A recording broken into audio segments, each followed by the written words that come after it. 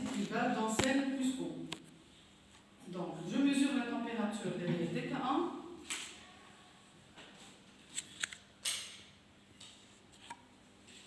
Donc, température TK1, c'est bien la température de la salle. C'est à peu près 19 degrés. D'accord? Maintenant, j'ajoute un NaOH. Non, j'ai placé un NaOH, donc j'ajoute un Cl.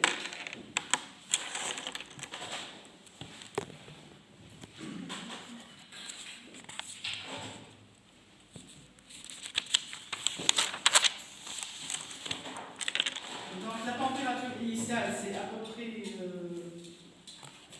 19 degrés. En ajoutant le HCl,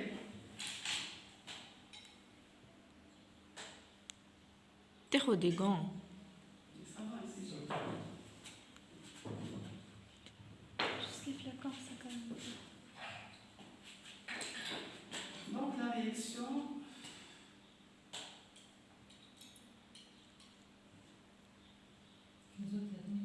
oui, la réaction, pas la température, je sais pas, j'ai l'acide est dilué, mais en fait, chaque fois que la température augmente, c'est qu'il s'agit bien d'une véritable réaction chimique. Donc acide plus base dans sel plus eau.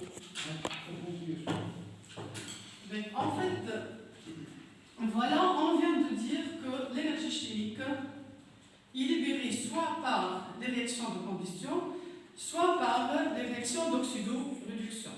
Mais en fait, l'énergie chimique peut présenter des effets néfastes, tels que la combustion. Par exemple, la combustion présente beaucoup de dangers. Donc, vous savez très bien que la combustion dégage du CO2. Le CO2 peut provoquer le réchauffement de notre planète. Le monoxyde de carbone, chaque fois que la combustion n'est pas complète, on aboutit à la formation de monoxyde de carbone. Le monoxyde de carbone peut provoquer des pluies acides. Donc, premier danger, réchauffement de notre planète. Deuxième danger, pluie acide. Pluie acide, c'est-à-dire que l'eau est acidifiée. Or, vous savez très bien que la source de base de la vie, c'est bien l'eau. Si l'eau est bien acidifiée, on doit éliminer cette acidité. Ça fait bien un problème. Bien sûr, il n'y a pas que la combustion des produits carbonés. Par exemple, entre autres, on peut avoir l'émission de SO2 parce qu'il y a combustion du soufre.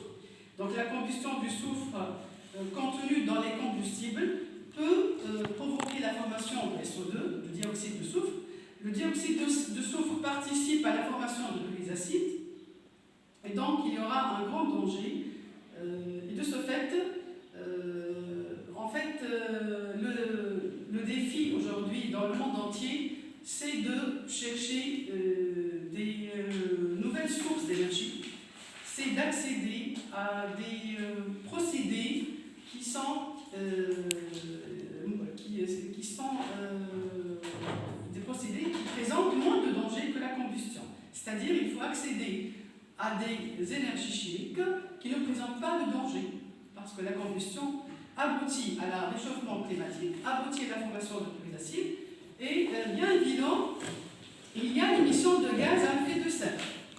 Et l'émission de gaz à effet de serre présente un danger infiniment grand. En fait, je dois vous dire une chose très importante, c'est qu'en fait, le soleil, ou bien l'éruption solaire, peut causer un grand danger. Parce que de nos jours, vous savez très bien qu'auparavant, il n'y avait pas d'électronique, il n'y avait pas d'électronique, il n'y avait pas des réseaux électriques. Par exemple, aujourd'hui, on peut même communiquer avec quelqu'un qui est dans un satellite grâce au champ magnétique et au champ électrique qui règne dans l'espace.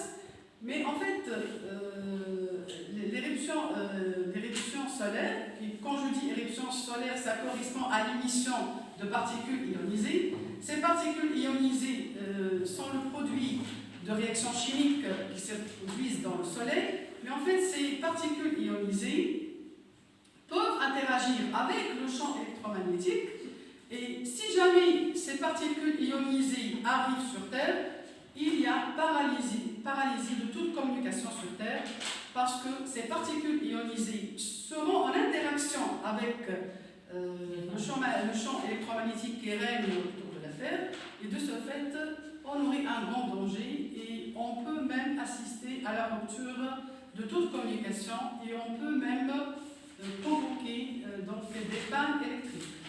Donc j'ai vu déjà une série à TV5 qui présente bien le danger des particules ionisées qui seront émises par le Soleil.